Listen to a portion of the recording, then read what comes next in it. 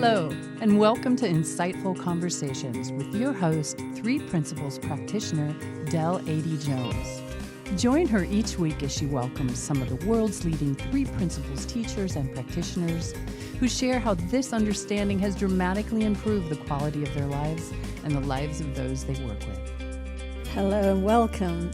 I'm thrilled to have as my guest today, Wendi Saggese. And Wendi is an international speaker and leads workshops all around the world. She founded Wake Up Your Wisdom, the Californian-based mentoring company, helping others to wake up to the simple understanding which has allowed her to love her life despite a cancer diagnosis. Before discovering the 3 principles, Wendi spent 37 years learning many different methods of finding peace, including meditation, and a master practitioner certification from John Grinder, NLP co-founder, and 1 year of living and working at Byron Katie Center for the Work, co-authoring the first certification course manual. Wendi works with individuals, couples, and groups, and enjoys speaking on webinars and at live conferences. She lives in San Diego with her husband and 2 sons. Welcome, Wendi. Thank you so much. I know you're so busy, and I so appreciate you driving up all the way from San Diego to be here today. Well, thank you for having me. Well, you have a fascinating story. I mean, I was on the personal development course for the last 40 years myself, so, but you have a really great, you've really done it all. So, I have. I know. So tell me about some of it. What first made you go on that path? I know you started very young, like 16, I think you say. It was my mom, 16. Oh, yeah, and it's so funny that you're fascinated with it because I heard 37 years and I was like, that's embarrassing. But my mom got into kind of meditation and she had a guru. Mm-hmm. And so I started with, and rebirthing. Oh, I remember that. Do you remember yes, that? Yes, I do remember that. and I just think, you know, she just wanted the best for me, and she felt like she birthed me wrong, so she wanted to fix that and make me feel better. And I was a pretty depressed person. Even at 11, I remember being depressed. And so I was on this quest to fix myself. Yeah. And I did something called option for many years, and I'm smiling because I kind of got kicked out of there, but it's a really funny story, but it's probably too long for this. I'll have you back for that one. Yeah. I haven't heard of option, but oh yeah, probably crossed paths on many of the others though. Well, when I went to her ashram, my mom's, she was, okay, so my mom was this kind of Jewishish energy, Jewish mom, what they say about Jewish mom energy. But instead of go be a lawyer or a doctor, it was like, seek ye first the kingdom inside, which sounds right in a way, but like in an intense way. You have to do it, like beat you over the head. She just didn't want us to suffer. Yeah. And so when I was at one of the guru place, somebody had started option. They started asking me some questions. And what option basically is just questioning to your beliefs, which still makes sense now. Yeah, exactly. You know, like just questioning, you know, why do you believe that? And you'd go and do an hour option dialogue, and you just you'd start to see that you had your wires all crossed, and you're like, well, why do I believe that? Like, that's a funny thing to believe. And then all of a sudden you'd have this beautiful feeling of quiet, which is what the principles is naturally, without having to go in and take those wires apart. But, you know, so I'd have these little feelings of quiet with that and many other things. And then I remember I'd keep score because as lovely as my mom was, we fought a lot. So I would come back from a long option retreat and I'd feel really happy and really serene. And I'd say, well, if I could sit in the room with my mother for 5 minutes without her annoying me, then I got it. Yeah. And obviously that was a system for failure because, you know. She put all the buttons there. Yeah. Or vice versa. Yes, I did that. And then the NLP thing and Tony Robbins and the firewalking and then the Byron Katie thing, we were in New York, and my husband went into the room, and he was really mad at me. He goes into the room and he does the work, which is a process where you just write down your feelings and kind of ask questions to them and turn it around. And he'd come back not mad at me. And I'm like, what was that? Yeah. How'd that happen? So we actually moved into there, lived there for a year. So we were kind of crazy. We had a 3-year-old at the time. And then after a while, you know what? I did one other crazy thing. In option, the idea was happiness is a choice. So what Wendi internalized that as, if happiness is a choice and she's not, Wendi Saggese is not choosing happiness, then she's really messed up. Yeah. So then I found this other thing called Miracle of Love. Oh, no, please laugh. Oh my God, that was totally, it was just this crazy thing where you got really into your bad feelings and they were really real. And then at the end of the 10 days or something, then you'd just kind of float above it because you've been beating the pillows and telling everybody how badly they SUCK for 10 days. But you know what was a little bit of relief? It was a relief to just be miserable and not think I shouldn't be miserable. It was like, now that I am very into the principles, now I understand that it's just more thinking. When you are miserable and you think you shouldn't be, then it's one more layer of thought. Exactly. Which I didn't know. So it was almost a relief sometimes to be just just the way that I was, miserable. And that was very accepted in that community. We didn't last in that too long. It was definitely culty. But anyway, so then after a while, I did some other things, and I just was done. Yeah. And so you were done. Wow. Done because they weren't bringing you like sort of relief after a while, or done because you felt like you'd achieved a certain level of what was the done? No achieved. Done because it done as in fed up. I was tired of it. I was just like, okay, if I'm going to be miserable and I'm going to have depression, let's just have it. Whatever. It's easier to almost. It was easier for me to just. I mean, I still would read and see certain things. But it was easier to just be myself and not stop trying to change myself. And you came to that on your own? Yeah, nothing. I mean, things cost money too, by the way. And nothing. Yes. Nothing. Nothing was really working. And I still, in the back of my head, thought there's something out there that I haven't seen yet, but we'll see. And then I stumbled into the principles. That was a full-on accident. Wow. Okay, well, you have a swig of water, and we'll get to that story. So I just have to say, it's so funny. I'm laughing here, but I have been on the quest, the same thing. Different places, but the same motivation, the same feelings of, and all I really wanted in the end of it was self-acceptance. And I came across the shadow work before I came across the principles. And that was the closest I got to just totally accepting yourself for who you are. And that's why when I did find the principles, they resonated so much with me, because there was like peace. So tell me how you came across the principles. Well, some of those things did have momentary feelings of just peace, but they were momentary. It wasn't like what I've felt in the principles where I'm full on changed because I never needed to change and there was never anything to fix. Like I didn't know that. Well, how I came on the principles was that my husband, I'm not sure if he likes me throwing him under the bus like this, but he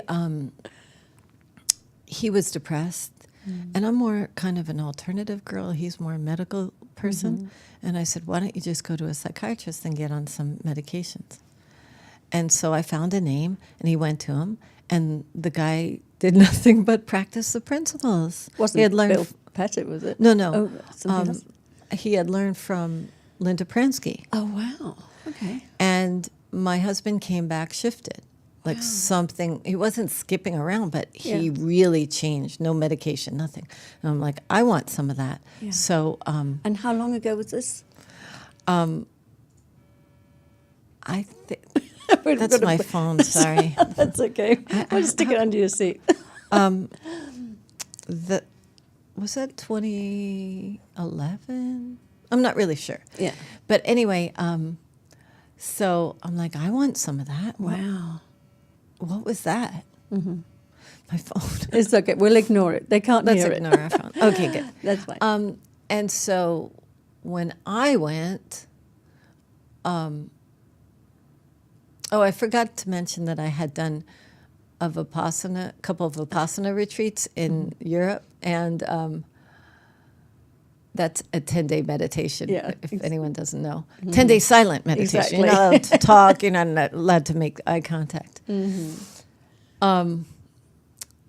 Well, when I went to him, I don't remember what he said to me, but I remember getting so quiet in my mind that I was looking around at the shelves in his bookshelves and having no words for them. And what it felt like to me was a baby in a bassinet without any thought, just looking around and wonder. And I was like, what the heck did this guy do to me? Wow. Was that hypnosis? What was that? So, of course, being me, I had to find out. And then I was like at the next training for the Pranskys because he had learned from the Pranskys.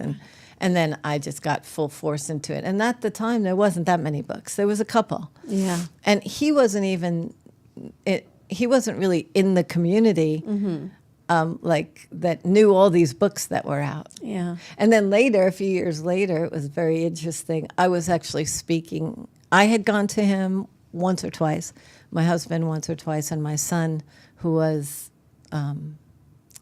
probably 12 or something. Is this like Tristan, your old Thomas, my littler one. Little one, yeah. He had PTSD. There was a shooting at his school, and he had gone to him as well, like once or twice. And then 2 years later, we were at a conference, and I was actually speaking at the conference, and he came, and he was like, wow. And that's just proof, like that one or two visits, that anyone that is in this, you or myself or anybody, that one or two times with you, somebody could just go and just have a whole experience and change their life fully. Yeah, absolutely. You just don't know. Yeah. So, and then you have people like me that just like to go deeper, deeper, deeper, deeper, and I keep sort of like, I love being in the conversation, but like you say, it's once we point somebody in the direction and they have that aha moment or that insight for themselves, they're off and running. Yeah. It's life changing. So wow. So let's back up a minute before you were doing your speaking engagement. So you then went to the Pranskys, and I know you're a fellow mentee of the Pranskys now. But so what would you say was the biggest impact that learning the principles had on your life? I know you said you found peace of mind, and you talked about having low self-esteem as a child as well. How did it impact that? Like, it's so hard to say one, but I think that I realized there was never anything wrong with me. There was nothing to fix. So then this whole person, Wendi, really did change. So it wasn't like I was an insecure person. I just had insecure thoughts. Yeah, exactly. Everyone's heard that before. And so not only that changed, my relationships changed, my relationships with my children changed. My relationships with my children weren't bad, but my husband, I think that like totally shifted. Like I used to get mad at him and have the divorce thought, and I'd go off and I'd, think about how I was going to get a divorce, and I think he was supposed to be a certain way, and that's so different. I mean, right now, sitting here looking at you, I said to my husband, I think he's the best husband in the world today. Oh, that's so beautiful. I mean, my life is really nice. That's so beautiful. It's so true. I mean, I can reflect back on my relationships, and I used to take things so personally. I mean, that's the biggest shift for me. Two things I would say in relationships is, one, I don't take things so personally anymore. And secondly, separate realities. Just giving somebody the space to have their separate reality. I used to be very sort of like, how come you can't see this? Like I was seeing the right way, and I would expect my partner to see it the same as I did. And now I just am like, oh boy, that's, I have humility around that now. And but that's just beautiful. I mean, it's so. That's one thing I notice in this community too. Some of the teachers, they've been married for so many years, and their love for each other is so fresh and so new in the moment. It's not stale. They don't. There's, I don't know. That's something that really touches me. Would you say that too? Yeah. Well, I especially just for myself. I mean, I remember, as we know that since you said it, I have cancer, and I just remember the first couple of years of cancer before the principles. I'd go to like an alternative healing place, and they'd say, you need people around to support you. And that would be kind of a green juice type diet and things like that. And my husband didn't believe in that stuff. So I would have in my mind that he doesn't support me. He should support me. And I couldn't, that was so busy in there, I couldn't see what was there. Yeah. Which is just so different, so amazing, because now I think he's the most supportive husband ever. Wow. That's just, it's miraculous to me, because it's not about the other person changing. It's just about how, the lens that we're looking at them through.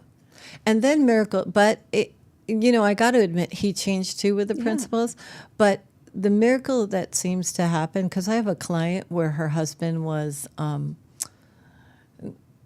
had a lot of problems, and not problems, but she had problems with him similar to mine, and some alcohol was involved in all that.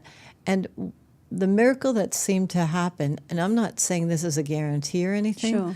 but as she just didn't have these ideas about how he should and shouldn't be, and she got herself out of the picture, he did shift, because it's almost like you have the space to change. Like, I used to hate when my husband was mad at me. I still probably do.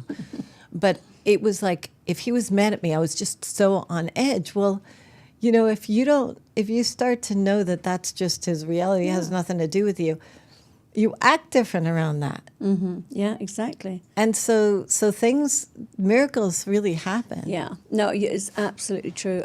In the case with my children and I, when I used to, like if they would snap at me or something when they were younger, I would think, don't talk to me like that. And now it's just, if they do snap a bit, and they're not being rude or disrespectful, like they just were maybe not in the best mood in that moment, I don't react to it. And the miracle is that they'll come to me within minutes and say, God, Mum, I'm really sorry. I think I snapped at you then. I mean, because they're not having to defend themselves. Whereas before, because I'd be on it and like, hey, don't do that, they would get defensive, and then it would build. So, yeah, you're right. I mean, we have a different relationship with them, and in turn, they also start having a different relationship with us. So it's beautiful. Yeah, I mean, it does. I've seen miracles happen too. Not guaranteeing them. It's like simple miracles. Yeah. And this understanding, it's not special. It's just simple. It's just what we knew already at 2. Exactly. And I love that about it too. And what I love about the understanding is also that you just keep evolving. You just keep seeing more and more about life and about yourself and about your misunderstandings about life, and it's pretty incredible. Yeah, and especially, I mean, going back to when did you have your diagnosis? How long ago was this? Well, I was first diagnosed in 2010, and that was for stage 3 cancer, and then it turned into stage 4. And there's no stage 5, but there are different cancers, and some move faster than others. Yeah. And sorry about that. And so the difference between having cancer before the I don't think I'd be alive without the principles. Yeah. Because, I mean, it's pretty much of a miracle that I'm even here right now with stage 4 for that many years. But there's so many things, like living with cancer, I've just gotten better and better and better at it. And I will tell you a story, because I recently, I don't know how I weaseled my way in with all these doctors and everything. I got a spot. Wendi charm. But I spoke at a alternative cancer conference where there was many doctors and people from the alternative world. and it was in Florida. And this very funny thing happened to me. I spoke, but I also hung out with the people at lunch and whatnot. And I said to my best friend, Andrea, who's also a little bit in the principles, when I came back, I was like, everybody's so frantic to get better. And they were voraciously taking notes about different therapies and different ideas and asking tons and tons of questions and, just with this intense energy. And I said, do I not have a will to live or something? What's wrong with me? And then, I don't know if she said it or I said it, but I came to this realization that this is like was a big realization for me. It's like that it's kind of not my business whether I live or die. Byron Katie used to say, there's 3 kinds of business, yours, mine, and God's. But it was like, it's not my business. And what I mean by that, it's just like, I thought that meant I didn't have a will to live. But actually, I wasn't so intense about and desperate that I have to survive. And in that, my mind is quieter. And then I'm drawn to what I'm drawn to do about the cancer. And also, when I get bad news, it's much more settling. And when I get good news, it's much more settling. And when you're at a conference like that, I did my talk, I was kind of like the second speaker. So I figured if I'm that way in the lineup, I want to talk to these people about settling down and relaxing, and they'll hear what they need to hear. It'll touch them. And because I remember going to conferences in the beginning like that and thinking, oh my God, should I do that? Mexico, Germany, dendritic cell, like there's all these different things. And to come from thinking, well, wait a minute, is something wrong with me, to like, no, it's that you're so settled down that you're available to hear what you need to hear for the next step for whatever treatment plan you want to have. And just, sometime after that, just having this realization that it's not my business. Like, it's not your business how you perform or how you, whether you're going to get better. Because when it's your business, you're all in it. Your hands are on the steering wheel, trying to control everything and figure it out. And that's a busier mind. Yeah. And when you just settle down and allow yourself to just know that, I mean, we live and we die, and it's not necessarily up to Wendi Saggese how long she has. Yeah. That has allowed me to really look at what's next in my treatment plan so that I stick around. You know what's striking me with what you're saying here? I mean, it actually brought tears to my eyes when you said, when you questioned your will to live. And, didn't you have enough of a will to live? And I'm thinking, oh, my God, but she's living more than anybody because you're in the present moment. You're experiencing life. You're living, as opposed to so many people get in so much fear, which, no judgment, we can understand that fear. But when you're in fear of the future, you're not really living life in the moment. So you're not really, that will to live, you say, you're sort of, I'm making myself clear here, but do you know what I'm saying? You're missing the present moment by living in so much in the future, which we, as you say, we have no control over anyway. But it sounds like you're so present. You're so present with your family and your children, and they get to, so many people don't get to experience what they have in the moment with their family because they're so afraid of a future. And it sounds like you're really, really present and loving and available for your family. Which is I am, and it's a great gift to me. Yeah. But I was that person, especially in the first couple of years. I remember I couldn't even sit with myself. I was so afraid. Yeah. And, I don't know if I know this all the way yet, but I was telling my son Thomas yesterday, because he's a big baseball player and he's getting ready to go to college for baseball, and Not yet. He has another year or two. And I said, we make up that there's a future. There's not really a future. Yeah. And we're kind of psychotic in a way because we think that future is really true. And we make up all that's going to happen in the future. Or we get stuck on what happened in the past and we start to think about that. And I was talking to him about that because of baseball too. And I wasn't telling him something he doesn't know. He has been through some of these principles with me for many years. In fact, one day he saw me a little upset. I had a bad diagnosis about a year or so ago. And I didn't tell him about it, but he just felt that I was afraid or something. And he said, and he was like 15, and he looked at me and he said, "Mom, are you afraid of dying?" And I said, "Yeah, I kind of am." And he just said to me, "Well, you don't really have to be afraid of dying because you're not dying right now. And in the future, when you're dying, you'll take care of that. You'll be you in the future to now. Because you can't really see the future from this vernacular. Yeah. All you can see is here.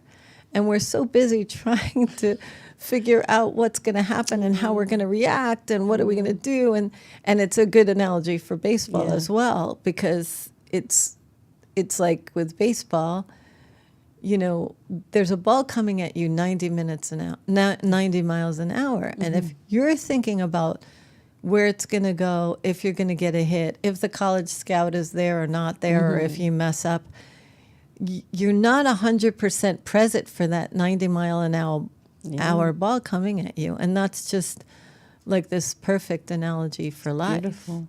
What a wise young man. That's incredible. Wendi, I'm so sorry, but we are going to be starting to wind down here. And I just want to touch upon your coaching, because I know that you coach a wide variety of people, but you also do coach people that have been given, a diagnosis. And so tell me how people can get in touch with you to do some coaching with you. Well, my email, I have a website, wakeupyourwisdom.com, and it's named that because our wisdom is inside of us. I know. I don't wake you up. You wake you up because you just see this and you wake up. Yeah. And you can reach me at Wendi at wakeupyourwisdom.com. And I love working with people around, I call it scanxiety. I didn't originate that term. But, when you're getting ready to have a scan, a lot of people think you have to be freaked out until you find out the results. Yeah. And that's one of the things I did do before, and I really don't do. I mean, I really seriously, I get stuck just like the best of them. But with the scans, I just don't even go there anymore. Yeah. Because I'm so clear that if I start thinking about it, it could bring me to my knees and just lay under the bed with a dog, that I just don't even think about the future when I'm getting a scan. Yeah, I often think that too. It's like, sort of, why give up this moment for something that may or may not happen? We just don't know. Just wait until you get the results on anything. I've had scans too that have been sort of potentially scary, but and I'm glad that I didn't give up that moment of peace I have right now, anticipating something that ended up not having any merit. So anyway, I can't thank you enough for coming all this way, Wendi, and we're going to have you back because there's too much to cover here in 25 minutes. But again, thank you so much, and I know you're doing great stuff, and anybody out there that needs to talk to Wendi, please get in touch with her. Thank you, Del. All right. Thank you Pleasure. so much. And you too. Okay, take care.